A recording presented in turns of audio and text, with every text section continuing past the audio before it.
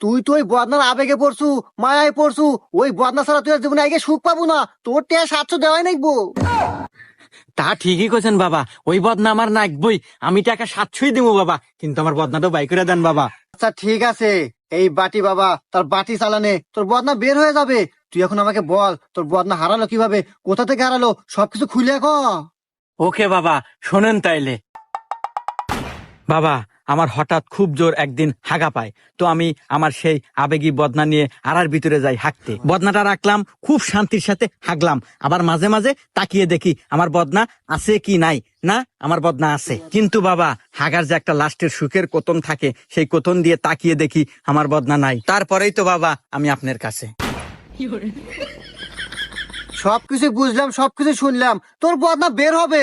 তুই এখন আমাদের নিয়ে চল ওই জায়গায় যেখান থেকে তোর বদনা হারাইছে। আচ্ছা বাবা, চলেন তাইলে। বাবা রে বাবা।